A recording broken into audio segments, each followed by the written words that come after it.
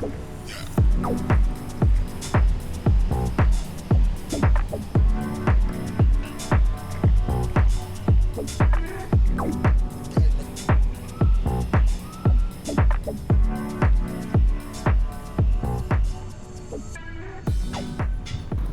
right, Peter. So we're here in Cambridge, rolling along and doing some cool stuff. Talk a little bit about how you all in the advocacy side across the river in Boston, work collaboratively with the advocacy organizations over here in Cambridge and Somerville. We're all one big happy family. Yeah. Lots of overlap, and it's great because there's a Cambridge Bike Safety, Somerville Bike Safety, and Boston has Boston Cyclists Union, and we all work all together. There's a lot of overlap constantly on everything. And really, on any given day, somebody, is routinely riding or taking transit across multiple jurisdictions. So Yep. it's all part of, creating a cohesive network of safe all ages and abilities facilities. But then you still have the what do you say, how do you say, the city side or the MDC or, yeah. They're not, it's not cohesive with them, but for the bike community, it's definitely. Exactly. But yeah. From a user perspective, it's all about creating a network that's cohesive, and yet it crosses different municipalities. Right. Absolutely. Yeah. And that's a challenge, because then you have to be thinking about things from a regional perspective of multiple jurisdictions. And also for it to also look the same for someone going from one jurisdiction to the other, to have that consistent flow, Right. Infrastructure, signage. Yeah. Talk a little bit about the, we talked in our previous video that we recorded earlier this morning about Cambridge and Somerville being sort of inspirational for the city of Boston. When you're over here, how often do you make it over to Cambridge? Not often. That's Not why often, I even going through Inland Square there, I was like, wow, this is really nice. That's really amazing. And I really commend all the advocacy that Cambridge Bike Safety and Somerville Bike Safety have done. Yeah. Amazing work. Yeah. And they are also part of BCU members, so it's all overlap. It's one community. As far as the bike advocacy group in Boston is one. We all mobilize together, and critical mass is also a big part of it. And each ride they organize around key certain advocacy areas that we're working on. Right now we're working on Blue Hill Ave in Boston and Columbia Road, and Malcolm X, and mostly inner city places for people of color, and that's the challenge. We're going through Harvard right now. We're on Harvard campus.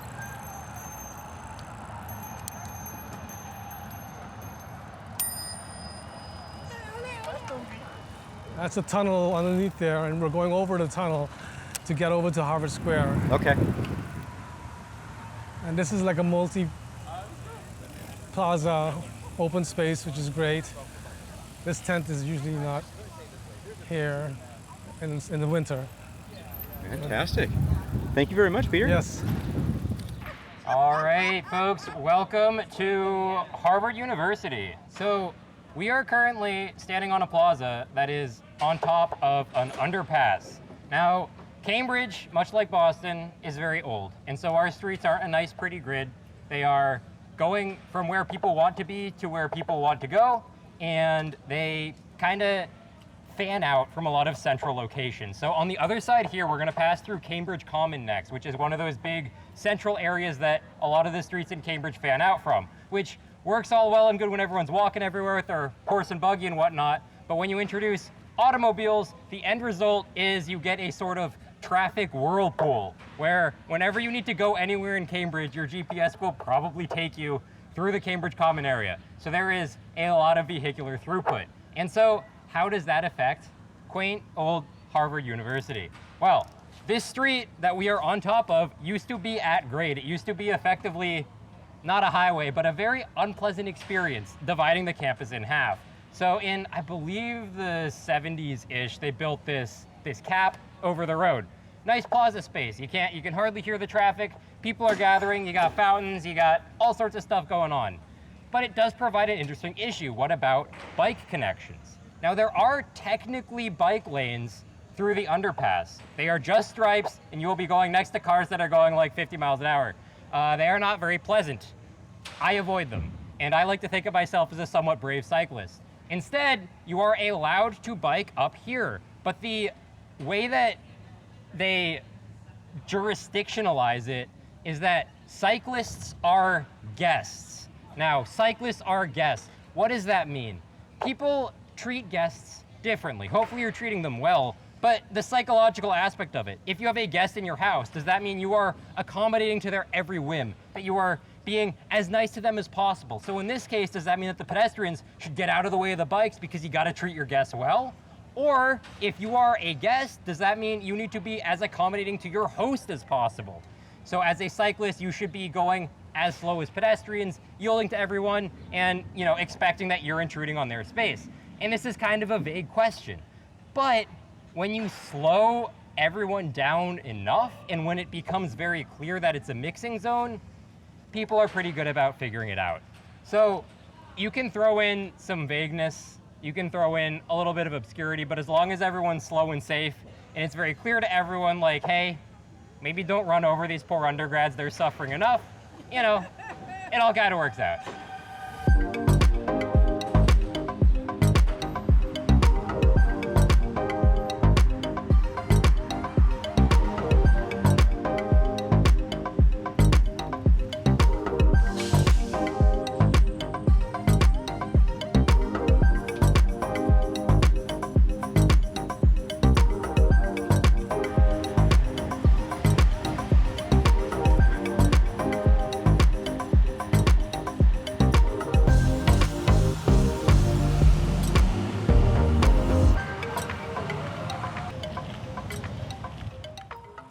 Going into Harvard Square. What's special about Harvard Square? Harvard Square is like a hangout and big historic place for Harvard University. Yeah. But as far as biking, it's pretty horrible. There's no protected bike lane. Yeah. And it's. But what a great opportunity. I mean, when you think about how many, by the way, how many kids go to school here? How many students overall? Undergraduate, graduate?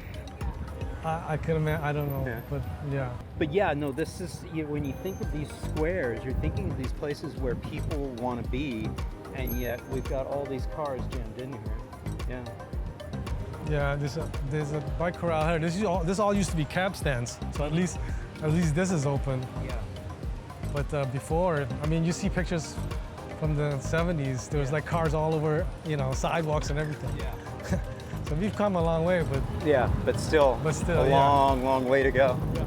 It just seems, it's sort of like one of those disconnects where you wouldn't, design a park, from the ground up and say, oh, you know what we should do? We should throw thousands of cars into this area. And yet we do that with these people-oriented places, these squares. And you're jamming all these cars into this space where people are coming to shop and people are coming to dine, and yeah. And there's a train station right here, the Red Line. And a train station right here, yeah. So that means we have lots of pedestrians coming out. Pedestrians coming in and out. The hilarity of pedestrians, coming out into an environment of a whole bunch of cars. Yeah, this Yeah. car will have to wait. Yeah. Don't you just love the tree line, the tree canopy, the alley of trees? This is a beautiful park. They wanted to take JFK, and I suggested to go through here. Yeah. It's especially coming off of the the loud, hot, noisy, Harvard Square. stinky Yeah. auto infrastructure, and then you come into the trees and all of a sudden your stress level just goes right down. It's like incredibly clear how comfortable it is once you get into those trees. Really amazing. Yes. All right. Woo! So we are here on the Paul Dudley White bike path next to the Charles River. Now, Paul Dudley White was a cardiologist who worked with a certain President Eisenhower, and he really popularized the idea of biking as a way to improve your cardiovascular health and live a longer life. And so he was very pro-bike. Eisenhower, of course, signed the Interstate Highway Act, but we're not going to talk about that. We're going to talk about how Paul Dudley White is the reason we have lovely bike paths on both sides of the Charles River. And we also, as you may have noticed, have highways on both sides of the Charles River. Now, how did that happen? Well, as I'm sure most of you are familiar with, when it comes to building highways, freeways, and large-scale roads in your cities, you have only a few options as to where to put them. Either if you miraculously have some land that is undeveloped, if you miraculously have a neighborhood you can bulldoze and plow the highway through anyways, or if you have a waterfront you can deface by putting a highway right alongside the waterfront. Your city likely has done probably two of those three things at least. So in Boston, it's no different. And we have Memorial Drive on this side and Storrow Drive / Soldiers Field Road on the other side, which is not great. In fact, it's so not great that Cambridge realized that you can close down Memorial Drive to car traffic on weekends and people come out, have a great time, and the city doesn't combust. You can have road closures and the city will not cease to exist. This is a thing you can do. People learn to adapt, people have a great time. If we were here on a Sunday, you would see so many people with their kids, biking, having a great time, reclaiming the space. But we're not, we're here on a weekday, so we get cars. Also, we're gonna talk about bridges. So the Charles River connects, Cambridge and Boston, two places with a lot of people that try to get to the other place. So the bridge over there, the JFK Bridge, has 3 car lanes and unprotected bike lanes. It used to be 4 car lanes, but you do a cool thing called a road diet. You can squeeze a couple bike lanes in, provide a safe connection from one end of the river to the other. So that was a huge push to get down from 4 lanes to 3. And the next bridge coming up, the next bridge is the John Weeks Footbridge. Footbridge, pedestrian only, but what about bikes? It used to have stairs, but we figured might as well let bikes go across it too. So now it has ramps and people can bike across it and it's great and it's beautiful and it's worth taking a picture of.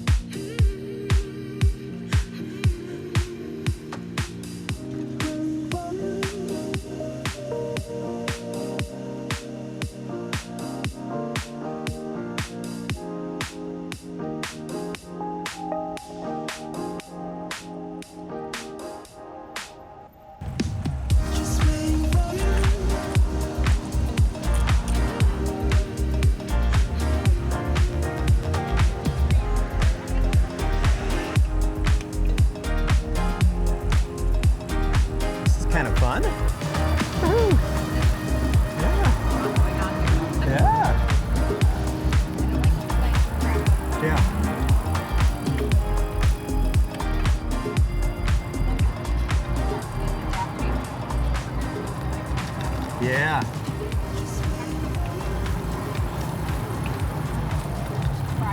Imagine what happens when you can reduce down to 1 lane in each direction. Imagine. The city still works. It's as if cities used to work before automobiles. Imagine that.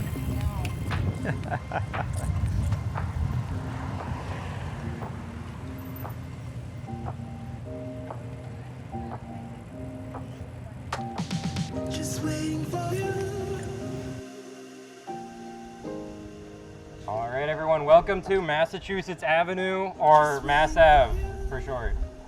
Now, Mass Ave used to be 2 lanes in each direction, 4 total lanes, extremely dangerous.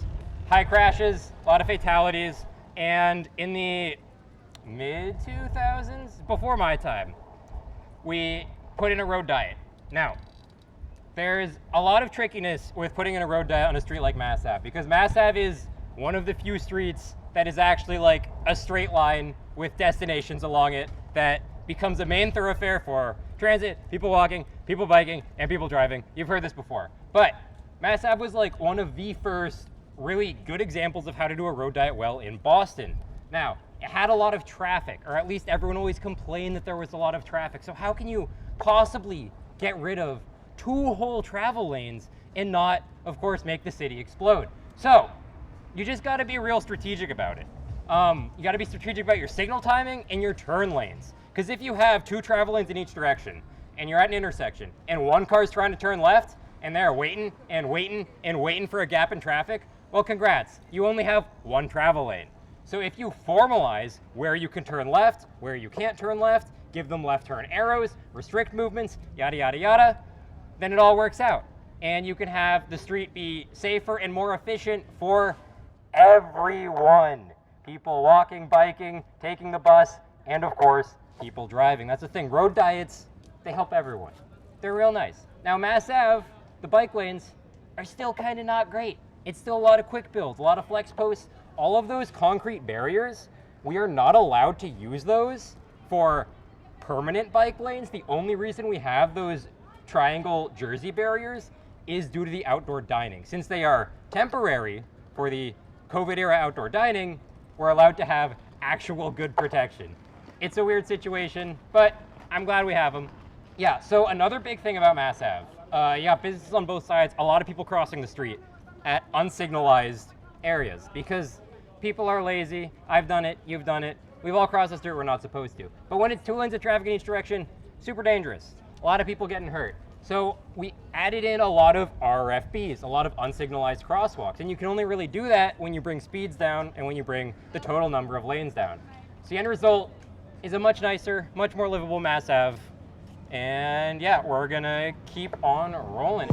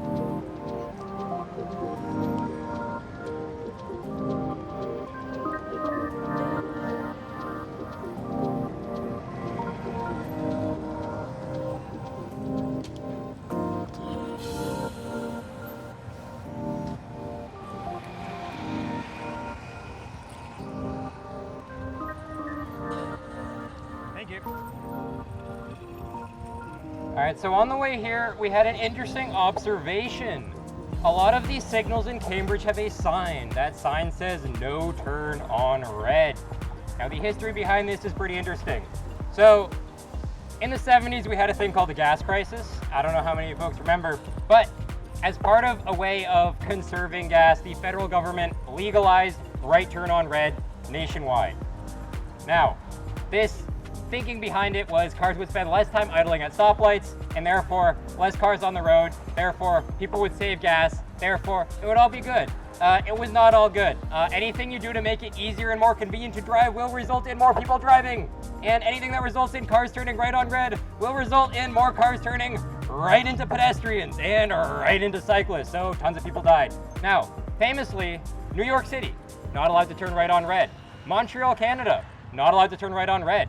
This is good things. This saves a ton of lives. Cambridge, Massachusetts, they're like, please, can we please make a law, state government of Massachusetts, to just ban right on red in the city of Cambridge.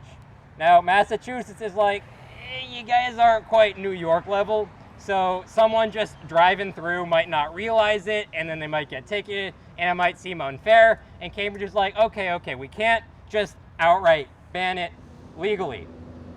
Can we put a sign at every single stoplight in the city that says no right turn on red? Well, there's no law against that, so that's exactly what Cambridge did, and it saves a lot of lives. All right, fun spiel about right turn on red over. Now, this is also like one of the easiest and simplest things you can do to make streets safer. Like, everyone should really do it.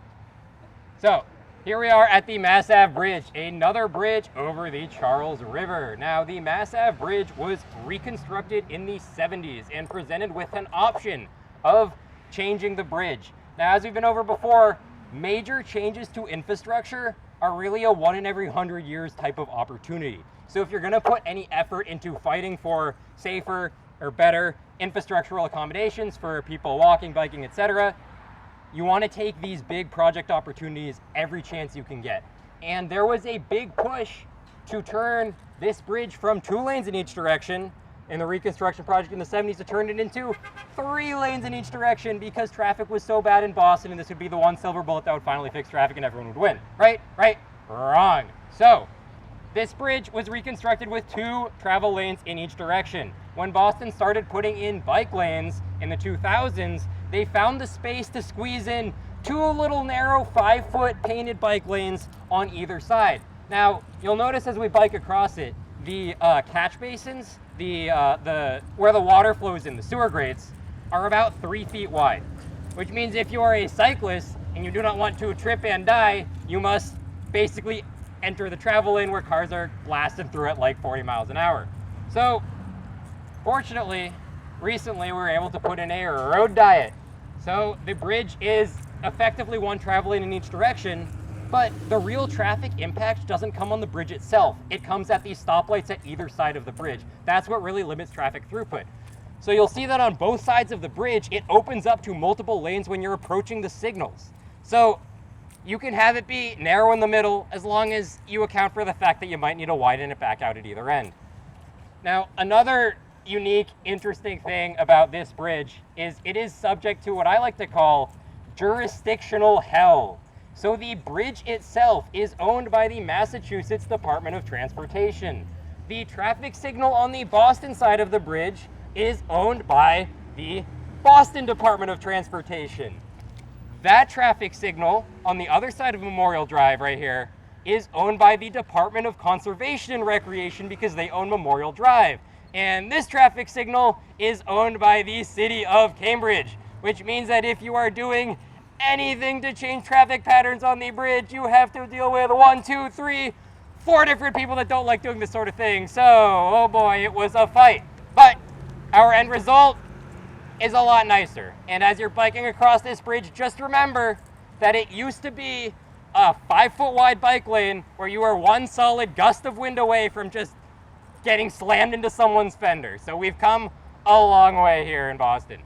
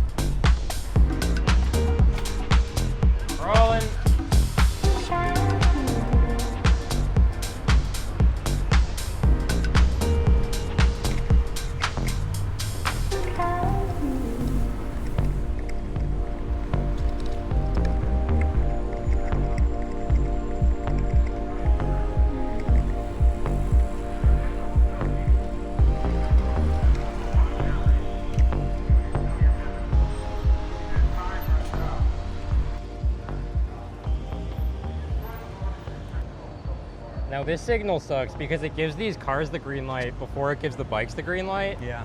So if you're a cyclist and not paying attention, you're just gonna get right hooked. Yeah.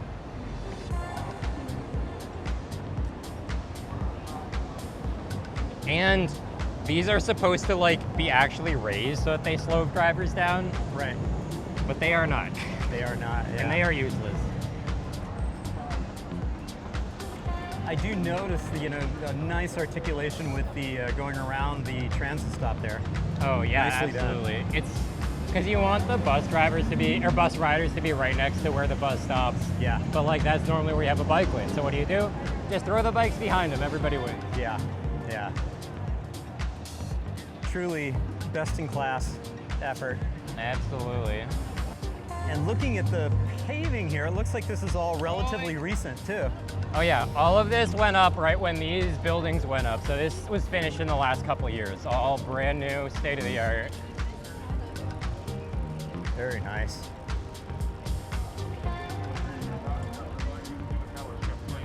All right, stop it here.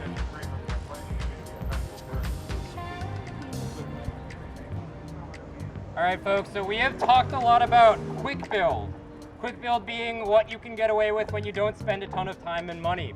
This is the total opposite of that. This is what you do if you have all of the time and money to spend. And why did Boston have all of the time and money to spend on this stretch of bike lane for this one block?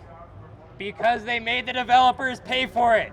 So these two buildings are brand new. We are standing on parcel 12, which is, for all of you construction folks out there, an air rights project. That's right, we are standing on top of I-90. The Mass Pike is right below us. Now, you might be thinking, highway tunnels in Boston? What is this, the Big Dig? No, that's a different highway tunnel in Boston. We got multiple. So right here, another highway, another tunnel, more buildings on top of it. So, when developers want to do projects, one of the tools in a city's arsenal is traffic or transportation mitigation measures. So they're like, all right, we'll approve your building over the pike. That's gonna cost, billions of dollars as long as you spend what equivalates to a drop in the bucket on bike infrastructure and actually have you hire consultants like me to actually tell you how to build your bike infrastructure so you actually build it right. And what you end up with is world-class bike infrastructure.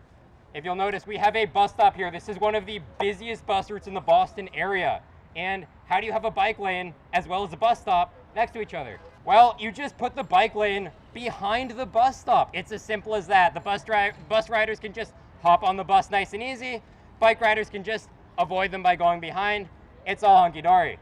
Now, if you compare this to the other side of the street, where there has not been a major redevelopment project yet, you will see what this used to look like. A very narrow sidewalk, a striped bike lane, and a lot of people hanging around for the bus stop, and a lot of stuff going on and not a lot of space. Now, fortunately, parcel 13's up for grabs, and there's going to be another project building another air rights project on the other side of the street. So we will have, at some point in the not so distant future, nice bike lanes on both sides of Mass Ave just for this stretch. But again, this is like a very piecemeal solution. You can't expect to improve a city's entire bike network just via land development projects, because not every inch of curb space is going to be redeveloped in the next few years. But this is very much the result of a city having a clear plan and saying, we want bike lanes along this route at some point. Therefore, if anyone wants to build anything, you must shell out the money to contribute to that. So that's the story behind this. It's real nice stretch of infrastructure. And yeah, we are gonna keep going straight down Mass Ave. Does anyone have any questions? It wraps around the building too. Yes, it wraps around the building. You'll see that the intersections on both sides also have improvements with protected bike infrastructure. It's very nice. Snow removal, excellent question. As someone who grew up in California, snow removal is not something I ever thought I'd have to care about, but in Boston it is very much a big deal. So new bike lanes in Boston must be at least 7.5 feet wide of clear space, because that is the narrowest width of our snowplows. So this is also a very huge fight to start putting in protected bike lanes in places that get snow. Cambridge, they were the first to do it But a major hurdle for them is the traffic engineers are like, all right, we want to put in this 5-foot bike lane with flex posts. And the city's like, we will never be able to plow it. And then the transportation engineers are like, why will you not be able to plow it? And the city's like, because we do not have any plows small enough. And the transportation engineers are like, all right, so buy some plows. And the city's like, why would we buy some plows? We don't have any bike lanes that we need the plows for. And the city's like, but we're going to build a bike lane. So it's a real chicken and egg situation.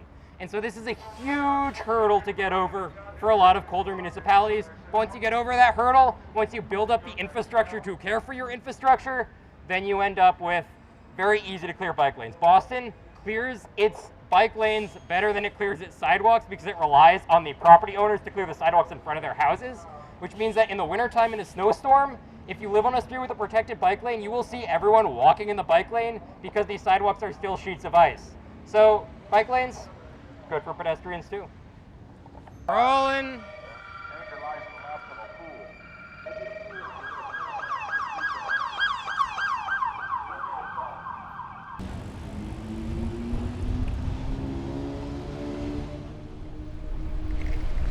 So does the city have a plan or a program in place, or maybe a group of individuals that are focused simply on development and making sure that they're tracking that opportunity to put in active mobility infrastructure with the development? I don't know. Yeah, who knows? Because somebody's got to be tracking that to be able to take advantage of those situations. Yeah, I mean, I used to work in land development, and it kind of seemed like just take what you can get sort of situation. Like, it didn't seem super formalized. Cambridge is very formalized, but I don't think it is in Boston. Because that's one of the key challenges with cities is like, there's development going on all over the place and making sure someone's kind of tracking it so that those opportunities can be capitalized on. Absolutely. All right, we're taking a slight right here. Yeah.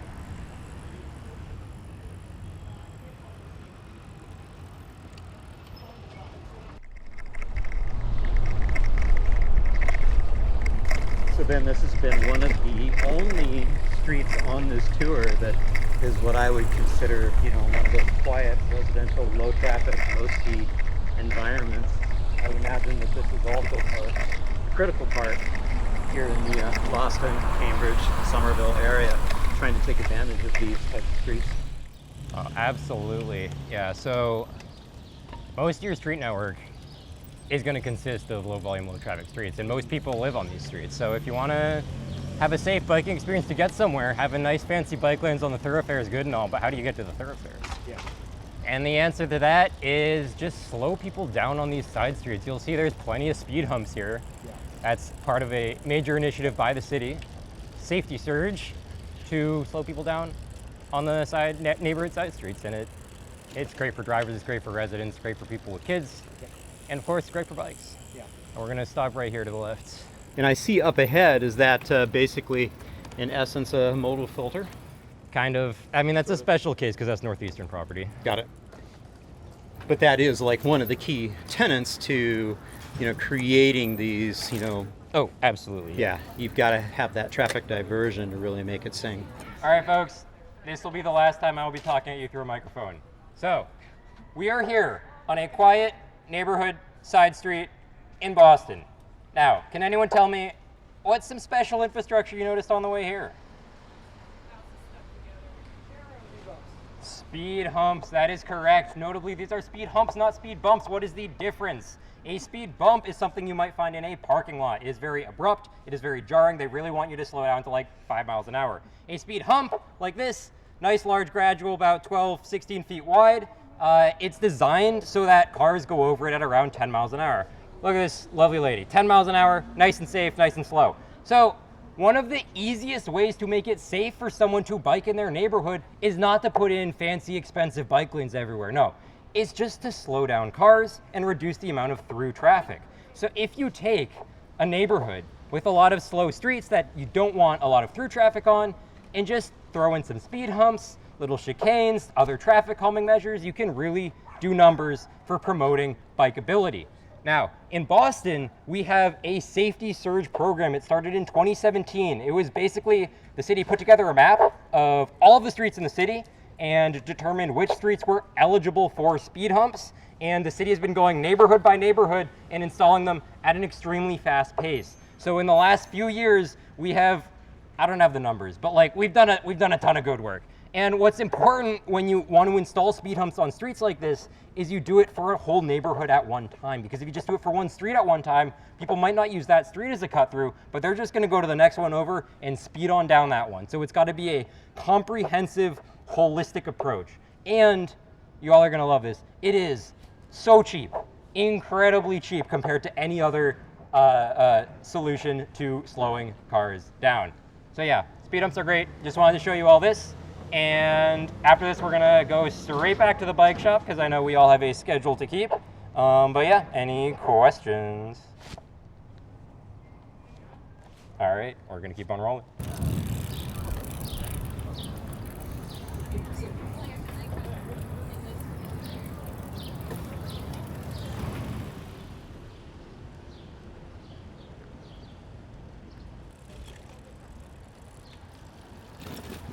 So this has been an interesting street. We've got traffic calming elements on it and the speed humps, but it certainly seems like a higher volume street in terms of the number of vehicles. Yeah, so the city's been very aggressive in putting in speed humps on every street that they can. They put out a set of rules, and some of the streets they can't install speed humps on are ones with major EMS routes, so emergency response, as well as ones with bus routes. I can say transit too, yeah. Exactly, but anything else, if it's a 2-lane street, 1-lane street, pretty much fair game. Yeah. And it realistically, if you're in a city, you shouldn't be driving more than 10-15 miles an hour. Anyone who bikes in a city will tell you that you'll be biking and a car will pass you aggressively, but you'll both get stuck at the same red light. Yeah. So if the car had just been going 10-15 miles an hour, it all would have been the same end result. Yeah. But if a car is going faster than that, maybe they hit someone and you get an injury or fatality. So slowing cars down, though the cars don't realize it, it doesn't affect them that much. Yeah, exactly. But when I was on Peter Firth's Netherlands study abroad program, there's a Dutch gentleman who was telling us a story about how an American, asked him about what do you do when it rains and you don't want to bike in the rain. Like I drive my car because that way I don't get wet when it rains. And the Dutch guy's like, a car, that's a very expensive raincoat. Yes. It's kind of wild when you just view a 2-ton piece of steel and rubber as an article of clothing. Yeah, I ran into Peter Firth's group last summer in Utrecht. I was walking around giving a tour to somebody else and turned the corner and he was there with Herbert Tiemens that works for the city. There they were, yeah. When did you have your... 2019. 2019, fantastic. Right before e-bikes really started popping off. And I went back to the Netherlands in like 2022 and I was surprised and impressed at especially all the teenagers on e-bikes. It's like, you guys are young and strong. You don't really need this. Well, and unfortunately, they are jumping on the fat bike trend, which is a throttle bike. Yep. So too lazy to pedal. Kids these days, am I right? Kids these days. Yeah.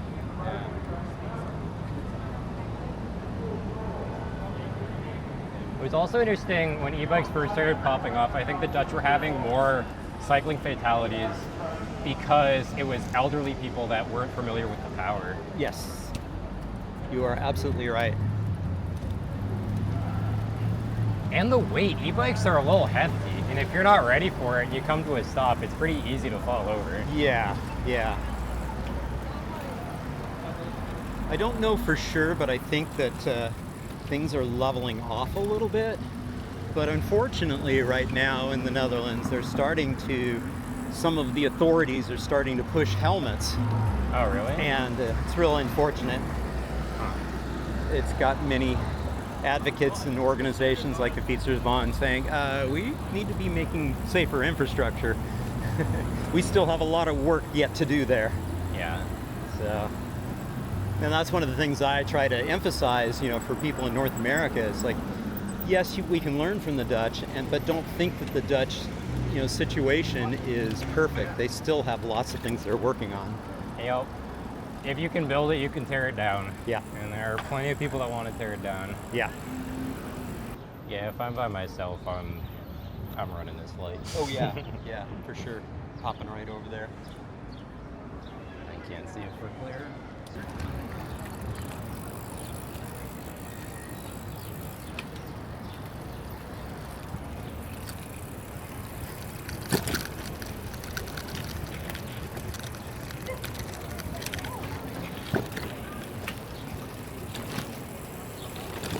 So where are you from originally? California.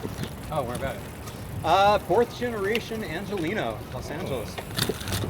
My father's very proud that he is fifth generation from the Bay Area. Yeah. So pre-Gold Rush. Yeah.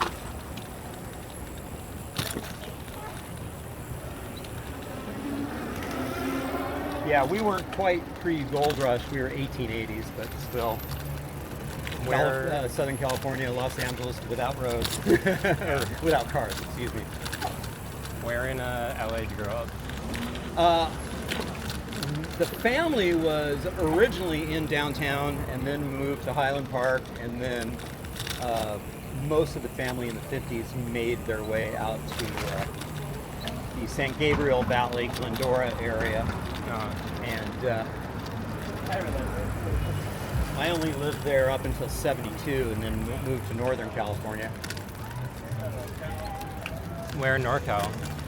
A small farming town called Lincoln, out on the Highway 65 corridor, right just below Auburn, right on the I-80 corridor heading up to Lake Tahoe. Gotcha. Driven I-80 plenty of times. Yeah. I don't think I've ever stopped there. When I was a kid, I worked on the National Ski Patrol up in Tahoe. Oh, a ski patrol. Yeah, it was fun. So you could probably ski circles around anyone on the mountain. Well, I used to.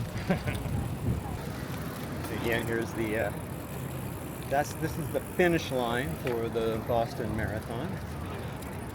And the start is up in Hopkinton. Way back when I ran that, 1996. When I was a young pup. Yeah, the Boston Marathon, oldest continuous running marathon in the world, I believe. Really big deal around here.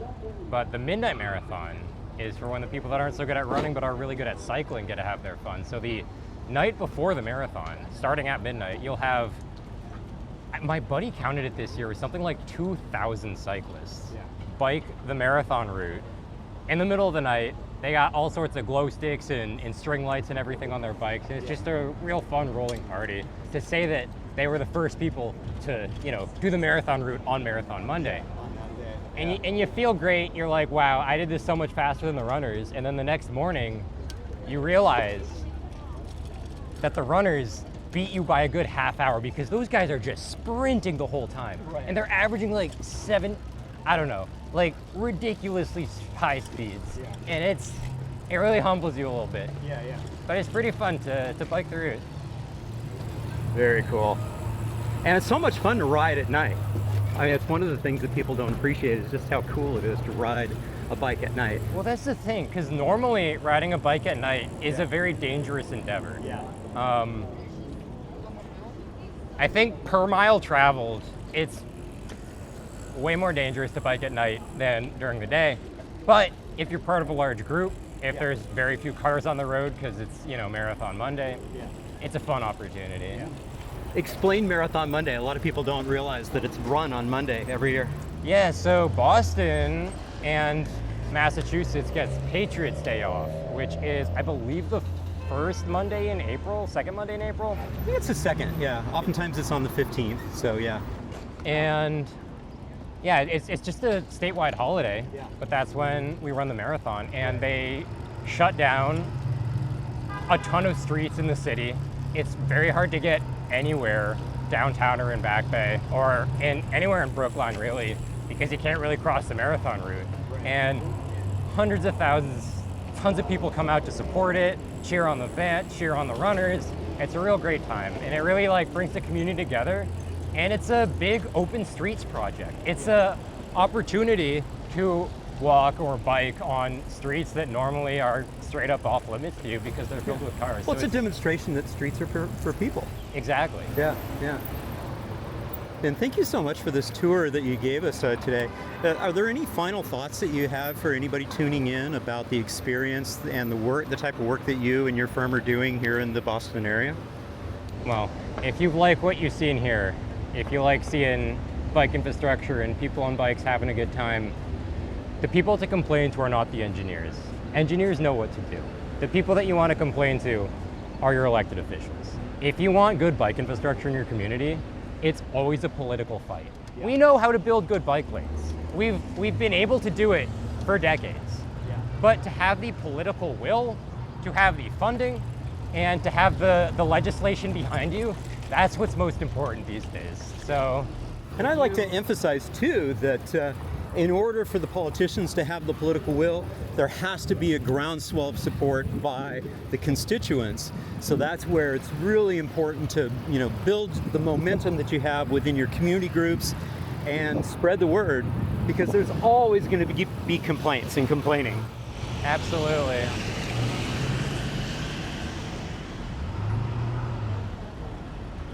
And community building can sound daunting, but it can really be as simple as organizing a bike bus where you and your kids and a bunch of neighborhood kids ride a bike to school in a big group once a month.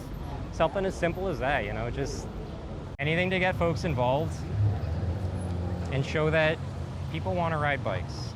Well, and even I like to emphasize that it's really not just about bikes. It's about transforming what our streets are for, and really understanding that, a bike lane is a mobility lane. It really helps traffic calm, the street. It's good for pedestrians. It's good for people on bikes. It's good for people on wheelchairs. We saw several people in mobility devices today across the city. And it's also good for drivers too, because it slows them down. That means there's fewer crashes and less fatal collisions too. Absolutely, yeah. Good, well-designed bike infrastructure and pedestrian infrastructure helps everyone. Yeah. And saves lives. And doesn't really get much better than that. And people are naturally opposed to change. I get it. If you haven't, spent years of your life studying this in university, sometimes it might be a little hard to wrap your head around how getting rid of a travel lane here and some parking there will actually, make the city a safer and better place for drivers as well. Sometimes you gotta take a leap of faith. Sometimes you just gotta broaden your horizons and go somewhere where they've already made these leaps of faith. Like, my big radicalizing moment for bike infrastructure was studying abroad in the Netherlands. Yeah. Going and seeing a place where you can bike everywhere, kids bike everywhere, adults bike everywhere, elderly people bike everywhere, even people that can't bike, you can use mobility scooters in bike lanes. Right. So they had the happiest, elderly and disabled population I've ever seen, because anywhere in the city is still on limits to them. And so seeing that firsthand and being like, wow, this is possible, I can do that here in Boston, that was huge for me. Yeah. What's your origin story? How did you get excited about doing this work? Oh, I just told you. That was it? Yeah. That one little thing, that was it. I mean, it's so funny how many people have that origin story of, that visit. Yeah. Yeah. And I mean, more and more people I meet haven't necessarily been to the Netherlands, but they've watched people on YouTube talk about, or on social media talk about what it's like over there. Yeah. And I have friends that are like, I really want to go there someday solely because of bike infrastructure. Yeah. And it's like, that's great and all. But you can still see some of that stuff here in America, or in Canada. Montreal's done a lot of great stuff too. Progress is happening everywhere, and it's really good to see. Well, it's one of the driving passions that I have for this channel, is being able to document not only what's happening here in North America, but what's happening around the globe, because not everybody has the privilege that I have to be able to go there in person. For sure. It's not the same, but it is something. And people are increasingly turning to YouTube and getting inspired about what is possible. I think another interesting point about bike infrastructure is a lot of people imagine that you only build bike infrastructure for people that already bike, but that is not true. Most people don't drive or walk or bike because they want to do those things. They do it because it's the most convenient, the most economical, the most safe, or some combination of the three for them. And an example of this would be my brother. He lives in Paris, which has made massive, massive strides in the last decade to become one of the most bike-friendly cities in the world. Right. And he does not enjoy riding his bike.